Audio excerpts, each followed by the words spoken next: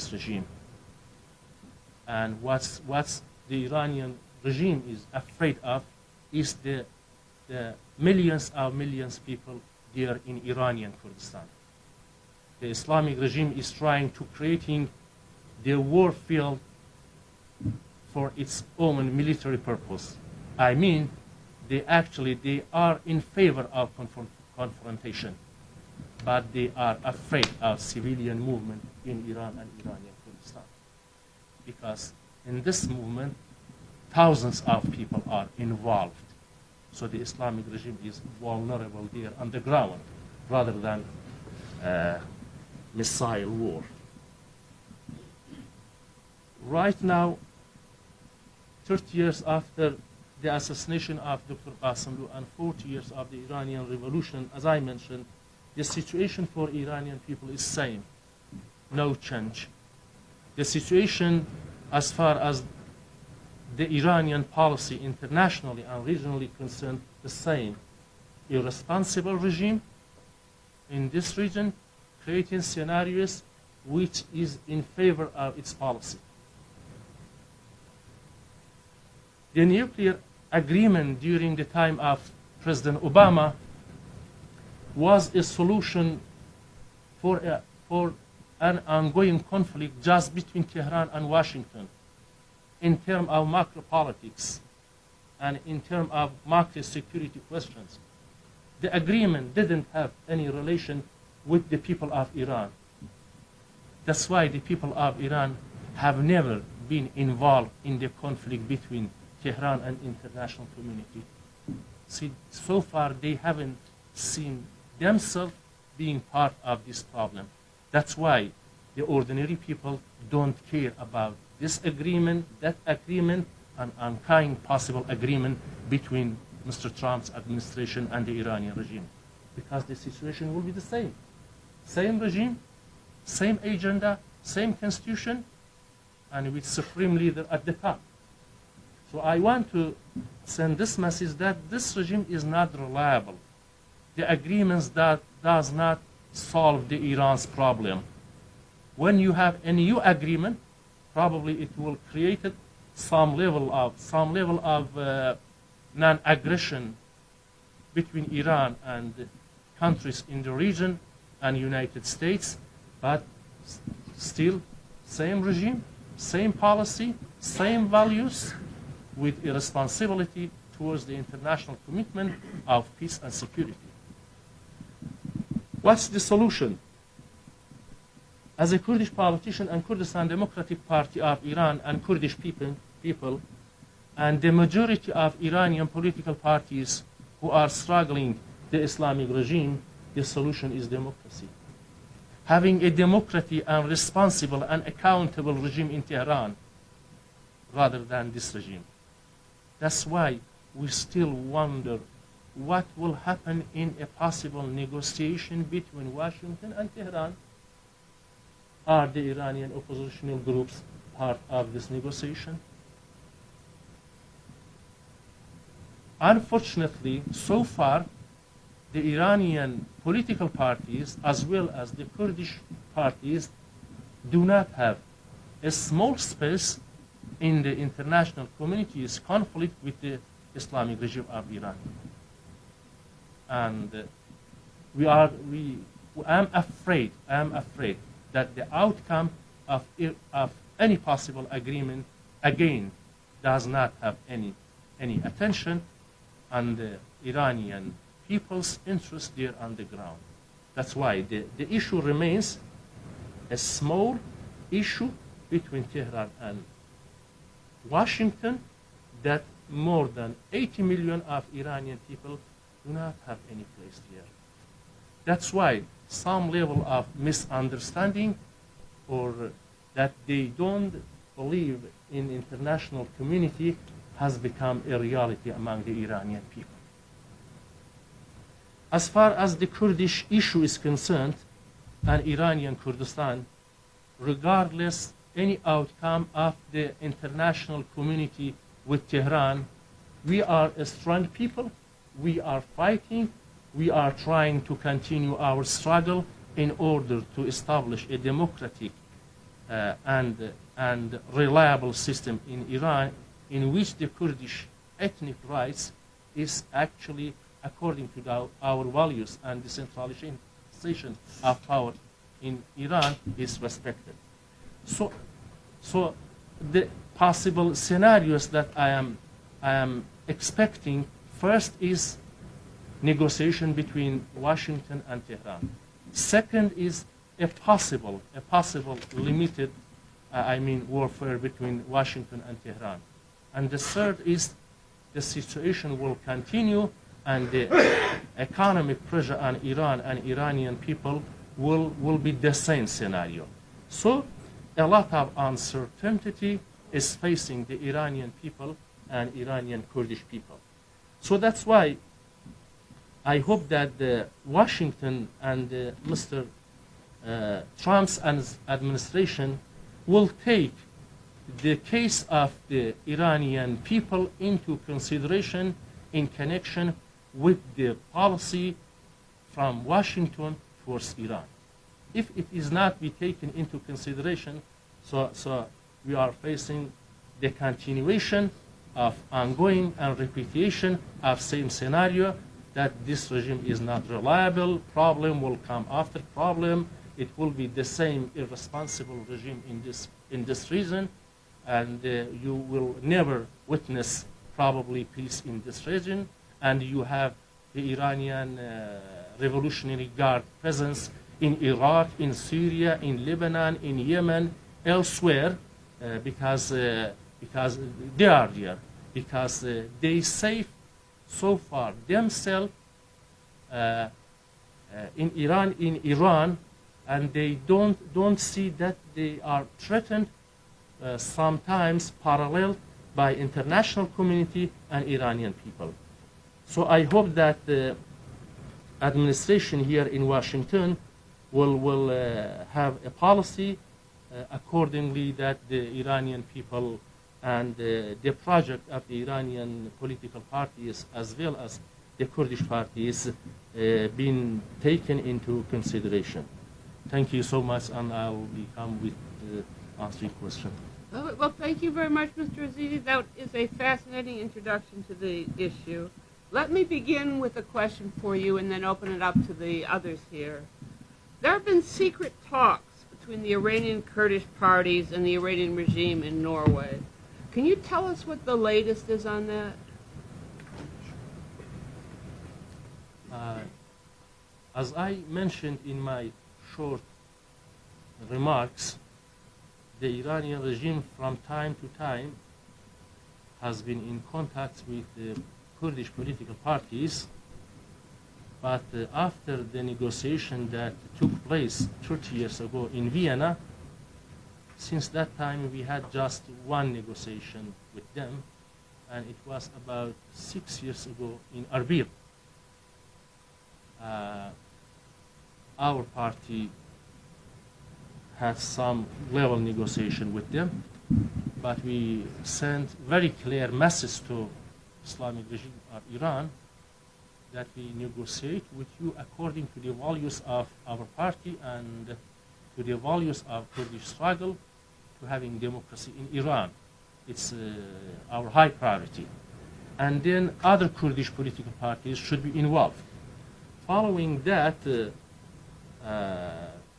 European country, as you mentioned, send them a message, and at the same time, Kurdish political parties received a message from them that the Iranian regime will negotiate again with the Kurdish political parties.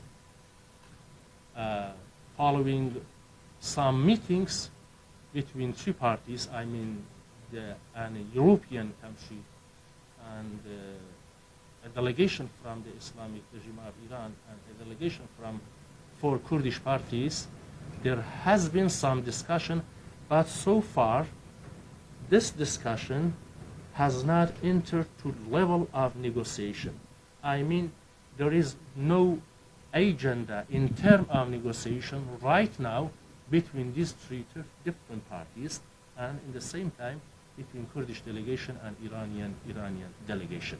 So it's about having meeting and exchange views, but not negotiation in term of negotiating according to timetable and agenda from both sides. Thank you. So I'm sure that you have some questions that you'd like to ask Mr. Azizi. Open up questions to the audience. I'm curious how much cooperation or partnership is there between the community, Kurdish community in Iraq, Iran, Turkey? I understand it's not just one group, there's silos, Kurdish silos. But as Americans are sort of looking at what can be done, in my own American mind, the Kurds tend to blend, and I'm not sure, sometimes I'm not sure which Kurds they're talking about. And so can you just sort of explain what unity there is and how the Kurds in Iran operate independently? As far as the unity is concerned, we as Iranian Kurdish political parties are concentrating in our program and agenda actually inside Iran and against the Islamic regime of Iran. So as far as the cooperation between our parties and Kurdish parties with other section of Kurdistan are concerned, we do not have any specific agenda, because we are not interfering in the internal affair of Iraqi Kurdistan as well as Turkey Kurdistan and Syrian Kurdistan. So we are working mainly how to find a cooperation way, a framework with the Iranian political parties rather than other Kurdish political parties from other section of this. And the solution in '79 would have been sort of a federalist where there would be an independent state, like say Vermont or Connecticut within the country that would have its own laws, but say would still be under the Iranian flag, but it would be Kurds taking care of their own affairs as far as local things. Am I correct with this? What was the proposed solution in '79? The proposed solution in '79 was autonomy, as it's mentioned in our bylaw, I mean the party's bylaw, but it was not accepted by the Islamic regime of Iran. They didn't accept the term autonomy, and it was considered as a product of the Western countries. So we tried to modify our demands, but it didn't work as well. So the solution by the time was an autonomy for Iranian Kurdistan inside a democratic framework of Iran. But now we believe in federalism, and the mainstream Kurdish political parties from Iran, they believe in federalism, and we have been trying to negotiate the term federalism and this solution with other political parties, non-Kurdish, I mean, political parties as well. And I know I'm dominating, but just like, so you're saying there's a difference between autonomy and sovereignty. You're not asking for sovereignty, you're asking for autonomy under an Iranian flag. We are not, right now we are not working for sovereignty, but in our program we believe that it's ultimate right of Kurdish people in Iran to have some level of referendum. Yusuf. Yes, this is Yusuf. Thank you. Why now the negotiations ongoing, and will there be future rounds? I don't know exactly right now. It's upon the host country how they will manage it, and about a possible continuation of this meeting. Why now? Why now? Probably the Iranian, they have their own agenda.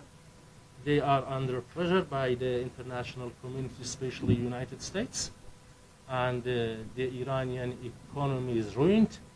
A lot of pressure on Iran, so they are facing tough days. So, and the Kurdish issue has become a very big issue in Middle East.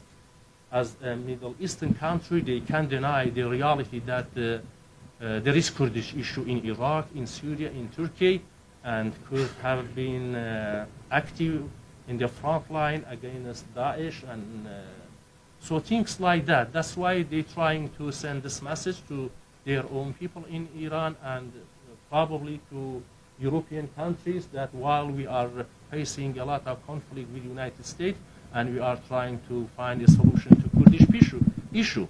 So probably they want to send messages to almost everybody in their effort to sit down with Kurdish political parties.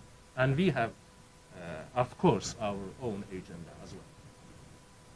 And you said that this is because the U.S. is pressuring Iran. Is that how the standoff has affected you? Are there other ways that the standoff between the U.S. and Iran has affected you?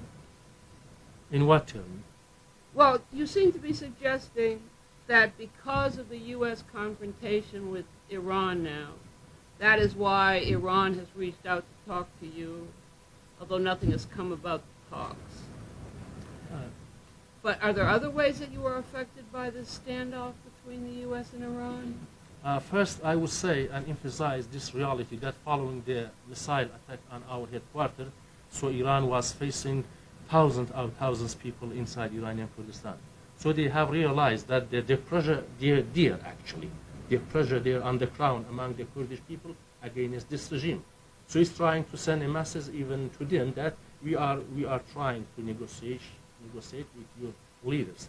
And second one is the pressure by United States of America. So these two facts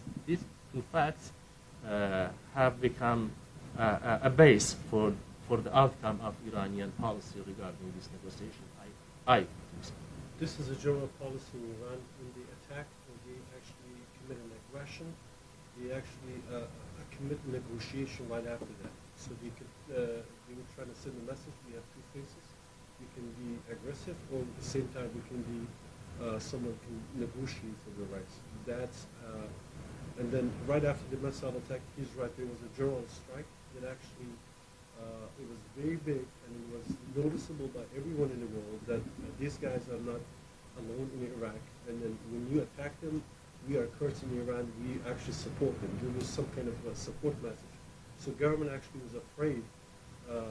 Then that's why they started these measures. And then the other idea, it's my own idea. Probably it's because right now, at this point, that maximum pressure is working on the Iranian government. They are afraid to be attacked by the Americans, and they were actually afraid to have the same scenario of 2003 in Afghanistan, which Northern Alliance being used by Americans, and that's how they got into Afghanistan. So they are thinking that maybe the same scenario would actually waiting to happen. The American government probably eventually would reach out Kurds and then get into the Iran from that side. That's why. And there was a lot of intimidation. I think Mr. Azizi forgot to mention that, but right after this negotiation, the Iranian government actually sent a lot of intimidation messages to the Kurds that if anything like that happens, if you cooperate with Americans, we will destroy you. That was the last message we heard like almost a week ago from them. So, Yeah. You would like to comment? Yeah, that's okay. Thank you so much. I'm Sina Muhammad, representative of the Syrian Democratic Party. I heard that recently the Kurdish National Congress, they have some meeting with the Kurdish parties in all of the Kurdistan, four parts of Kurdistan, we can say, in Iran also, and Turkey, Syria, Iraq, so that they can make the united, all the Kurdish people, to have the united strategy for the Kurdish people, because we know it is an issue of the Kurdish people. It's not an issue for one place. For instance, in Syria now, we have the Kurdish issue in Syria, but it is not divided from the Kurdish issue solution in the other part for instance, in Turkey, because all they are related to each other. Even what's happening in Turkey, it's also related to what's happening in Kurdistan, Iraq, in North Kurdistan. So this is what we would like to say. What do you think about this? I know that they have a lot of meeting. I think also they meet with the Kurdistan party of Iran also, KDKI. And we would like to know, what do you think about this initiative? Thank you so much. Kurdish National Congress, in terms of search for identity, in terms of having a unity among the Kurds in international arena, in terms of how to work to have a definition of Kurdish issue and Kurdish history and Kurdish future would be a good idea. We are not against that. But when you come to the reality, actually reality there on the ground is something else. That we are Kurds as a nation, that's a reality. But in the same time, we believe that every part of Kurdistan and the Kurdish issue in every country, I mean Iran, Iraq, Syria, and Turkey, is different. So the Kurdish issue in these countries has its own solution. Probably you have a solution in Iraqi Kurdistan, the same solution and the same policy does not work in Iranian Kurdistan as well as in Turkey Kurdistan. That's why our party concentrate mainly on Iranian Kurdistan. I mean, with having some level of cooperation with other parties, and we believe, as far as the self-determination is concerned, it's the ultimate right of the Kurdish people. But as I mentioned, there on the ground, it does not work. But we, as Kurdistan Democratic Party, right now we are not a member of that national congress, which is located in Belgium. But when it was discussed in Iraqi Kurdistan 5 years ago, we participated very active in the process of building establishing a possible national congress. So right now, we are not against this, but we are not part of this process because as a political party, we are working on a possible solution to Kurdish issue in Iran, rather than being occupied with the process of national congress. Yeah. Thank you. As tensions between Iran and the United States have flared in recent months, what is the KDPI's position on the actions that would be most effective for the United States to take in countering the actions of the Iranian Republic regime? You mean any military action? Any action, economic, political, social, what does the KDPI feel the most effective action the United States could and should take now would be? So far, we have seen the effect of economic embargo on Iran. It has already affected both the ordinary people as well as the Iranian leadership, actually. So it's a reality. But I don't know exactly how long it will continue and what will be the outcome if it would be a reality for months or years to come. So I don't know exactly. But it has a lot of effect. Regarding a possible warfare between Washington and Tehran, I still don't know what will happen. But it wouldn't be an easy war. A war between Tehran and Washington would be, it's not the same scenario as it was the case in Afghanistan and Iraq. And I still believe that the pressure or maximum pressure on Iran is to convince the Iranian leadership to change their policy, to be a responsible body in this region rather than irresponsible. So what the outcome will be, I don't know. But I believe the pressure on Iran, the maximum pressure on Iran is working actually. It's working both there on the ground, on ordinary people and on the Iranian leadership. Oh, Henri? Thank you. You said that the organization is mostly focused on what's happening within Iran. But let's face it, the four parts of Kurdistan may have been very separate, say, 30 years ago. But today, there's a great deal more information flowing across the borders. We see that the impact of the Syrian Kurds is on Turkey and elsewhere is quite significant. There is something called the KRG, which is recognized not only by like that by any other governments. So there is something going on, and I'm curious for you to tell us a little bit about what has been the impact, first of the KRG, and secondly, of what's going on in Syria today on Iranian Kurds. And also, as a follow-up to that is, we didn't talk about armed resistance within Iran, but it seems to me in the past that you had a deal with the KRG that you would be able to keep your headquarters in the KRG, provided you did not engage in armed action. Is that still continuing? And you at any point in time worried about the KRG's attitude towards you? We have so far respected the sovereignty of Iraq and even the sovereignty of Iraqi Kurdistan. Despite we have our headquarters in Iraqi Kurdistan and even our Peshmerga soldiers, so we try to continue this policy, and we are not sending our Peshmerga soldiers from Iraqi Kurdistan to Iranian Kurdistan for conducting possible military activities. And we understand the mutual relationship between Erbil and Tehran, and we respect this. And we have been trying not creating problem for KRG in its relationship with Tehran. So with respect to all this, we believe that KRG is a successful entity and a successful experience in Iraqi Kurdistan in establishing the framework for a Kurdish government inside Iraq.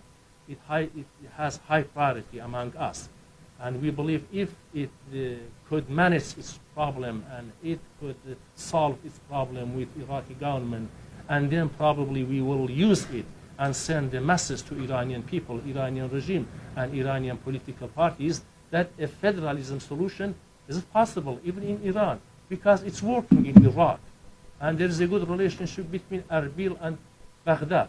That's why actually we try to respect the sovereignty of Iraq and Iraqi Kurdistan, and we trying not involving the KRG in our conflict with the Islamic regime in Iran. We still respect the relationship with every country in this region. I mean the relationship between Erbil, Tehran, Erbil, Baghdad, Erbil, Turkey, and Erbil, Syria. It's a part of the international game in the international relations. What about the impact of what's happening in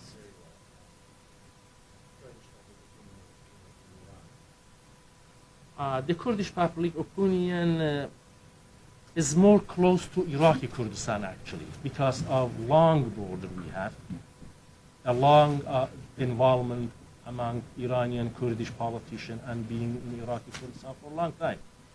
But they understand the Kurdish situation even in Syria. And our party have all the time tried to give information to international community and other parties involved in Syria that Iran is playing a big part in Syria to save the Syrian regime.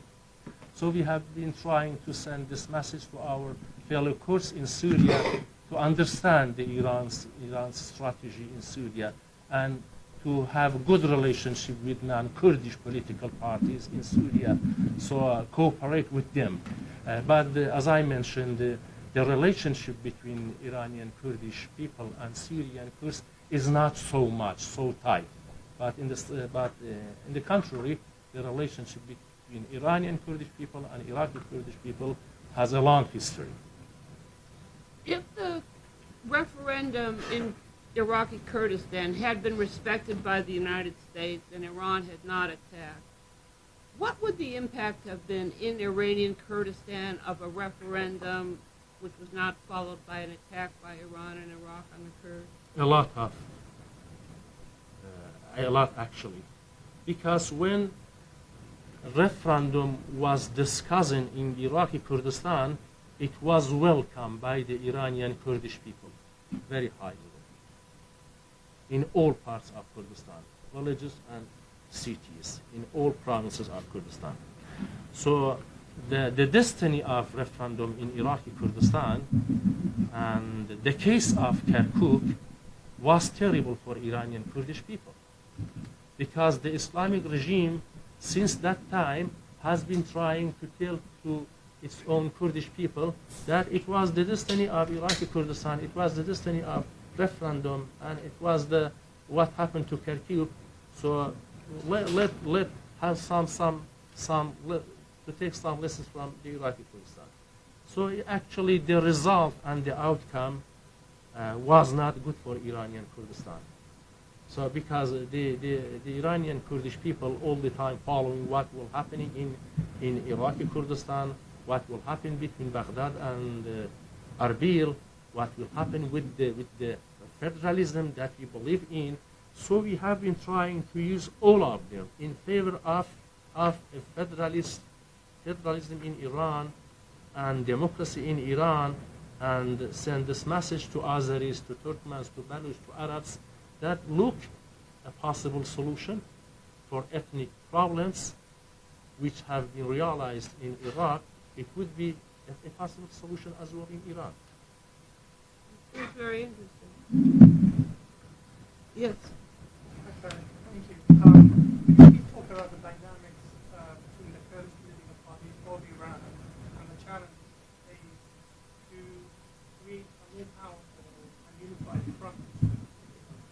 You mean among themselves, just Kurdish political parties, following many years of split, right now we have managed to establish a centrum for Kurdish political parties. Okay? So two sides of Kurdistan Democratic Party and two sides of Komala, they all working together actually, and we are trying to move forward and establish a possible front among the Kurdish political parties. So it's working right now, a cooperation center among Kurdish political parties. And when the meetings between those parties and the Islamic regime, the delegation from Iran took place in an European country, then we send this message that the Iranian regime is facing a cooperation center among Kurdish political parties. So they are negotiating, impossible negotiation in the future, they are negotiating with the Iranian Kurdish people, not a single party or two parties. So so fortunately it's right now it's working. But it doesn't mean that all Kurdish political parties are part of this cooperation center. But we are working on that, and we are optimistic. Probably it will lead to a more broader umbrella organization among Iranian Kurdish political parties. If you were President Trump's advisor, and he listened to you, listens to John Bolton, what would you tell President Trump about his policy towards Iran? How could he make it more effective? Oh, good question. Big question. First I would say that you are dealing with a regime, you are facing a regime which is irresponsible. Don't rely on the agreements with them. It's very, very easy for them to back up. Second, I would tell him or his administration that we are witnessing an apartheid regime in Iran, not just an anti-democratic regime, which based on discrimination. I, as a Sunni Kurd, an Iranian citizen, can't become president of Iran in my own country. Just imagine. I can't become president in Iran, in my own country. Can't, according to law, according to the Iranian constitution. So it's purely, I would say it's apartheid. So if from this point of view they will have a look on Iran, probably they will have more widespread policy regarding Iran. So things like that, unfortunately, has not been taken into consideration in administration, because unfortunately I don't see any active relationship between State Department, White House, and other administration with the Iranian oppositional parties and Iranian Kurdish parties. So it does not work. So you are going to shape a policy here in Washington against the Islamic regime of Iran, and you don't pay attention to so many political parties, Iranian opponents. How does it work? And it was not the case in the case of Afghanistan, in the case of Iraq. That's why then, regardless the outcome, then actually it did work in terms of replace the regime with a new one. So I think there is a lack of a vacuum, and this vacuum should be filled by the Iranian people and Iranian political parties. I want to go back to the question of the Syrian Kurds, because I'm a little bit puzzled by your attitude, in the sense that, as you yourself admitted, the Syrian Kurds are fighting essentially for the jihadis, but also essentially standing up to the regime in Damascus, which is primarily supported by Iran. Right. So I would have expected the Iranian Kurds to be very pro Syrian Kurds, actually be very happy about the success of the Syrian Kurds. And look at, I mean, one can make the argument that the Syrian Kurds are the first Kurds who have literally made a military arrangement with the United States, which is also quite extraordinary.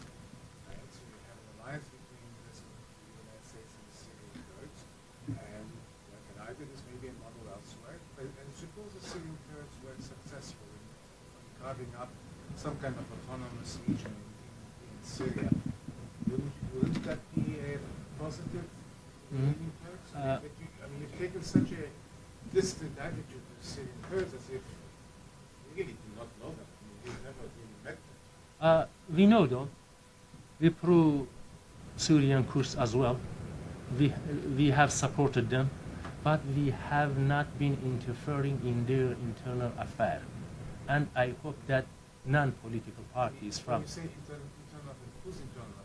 in Syrian Kurdish internal affair, we don't interfere even in Iraqi Kurds affair, even in Turkey Kurdish issue. And our party was the first party that proposed to Socialist International, please invite Kurdish political parties to your meeting and listen to them. So we have done a lot that we could, where we can do something for them. But we can sit down with Syrian Kurdish political parties and have an agreement. We can sit down with Iraqi Kurdish parties or Turkish Kurdish parties. We have different agenda. So in terms of having different agenda regarding every country that has had problem with its own Kurdish people, so from this point of view, we look at the opportunities. We look at how to do politics with Syrian Kurds as well. And it does not mean that we don't support them. We support Kurdish issue in every country where the Kurds are struggling for their own ethnic and democratic rights. Okay, we have time for one more question. Can I have thank you very much for all the clarification, but I would like to hear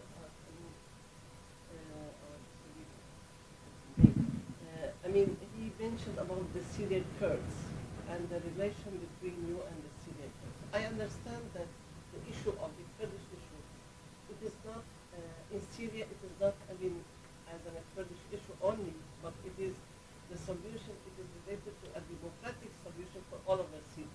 It comes like that. So I think you are mentioning about the federalism in Iran. This is what you would like to have. Are you now ready to have such federalism in Iran? If something, a more pressure happens to Iran, what's your strategy? What can you do? Can you do it alone in Iran? I don't think. It's very difficult because we know the Kurdish party, I mean, there are many, but still they are not ready to have. Now, in Syria, related to Syria, and again going back, you mentioned that we have a relation with the Syrian regime or the Iran, and this is which is not. We don't have any relation with the Syrian regime or with the Iran or whatever it is, because we know Iran is supporting the regime of Syria. But we are working in Syria not only as a Kurd, but as finding the solution for the Kurdish issue through a democratic solution for all over Syria. So this is what we are working for. We don't want to have a conflict between us and the regime of Assad, which is supported by Iran, and we know Iran is very powerful, we can say, in the region even. So even the United States, I don't think they will have a war, they will not create a war between them and Iran. It's very difficult. If it happens, it will burn the whole region, and this is the order that we know that. So, I mean, our relation to all the Syrian people there, it goes into finding the solution for all over Syria, for all over Syria. So I would like to know here, yes, you said we have different agenda in Iran, which is different from the Kurdish in Syria, different from the other part of the Kurdish people there. But what's your agenda? You are telling it is about the federalism. So federalism in all over, we also declare we want federalism. Everybody in Syria who are the chauvinist, Arab, Muslim chauvinists were against it. They say, oh, you are going to make federalism, so you are going to divide the country. You want separate. You are separated. This is what accuse us of. And when it happened in in Kurdistan region, as a referendum for the federalism, then the referendum for the independence, everybody was against it, and we learned so. If we say federalism, they say, oh, you are going afterward to separate, as it happened in Kurdistan region. And this is what so if we are going to have the federalism in Iran, it is good. But do you have any, agenda or strategy how to work in Iran? It is very difficult, I think, to work alone. And this is for that we say we need each other in all parts of Kurds, in Syria, in Iraq, in Iran, in Turkey. But what we have now, very separatists for the Kurdish people. And when we mentioned we are not part of the KNK, which is Kurdish National Congress. So this is the umbrella holds many of the Kurdish parties inside it from all over parts of Kurdistan. So this is what we need. Now this is a new step. How can we unite all the Kurdish people? Not only united as to have a united strategy to find the solution for the Kurdish issue within we can say we have some, different issue in each country.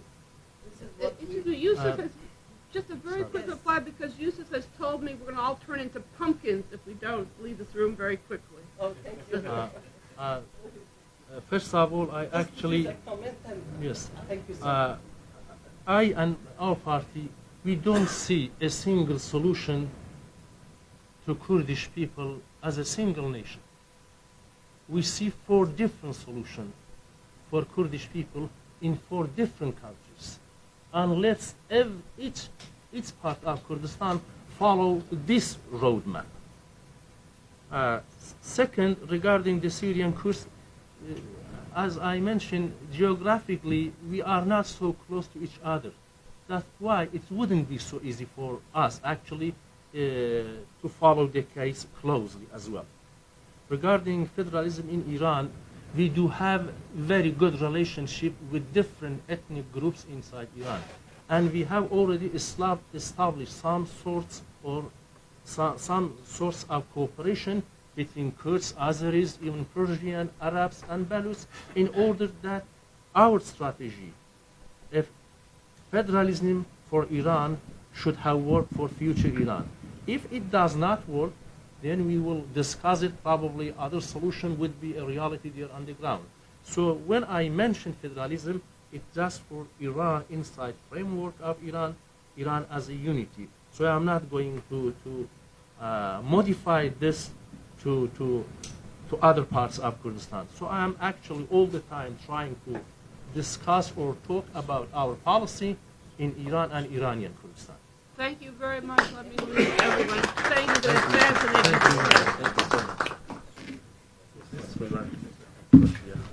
So we're going to, you don't get to escape. We're going to interview you. Okay, For sure. very briefly.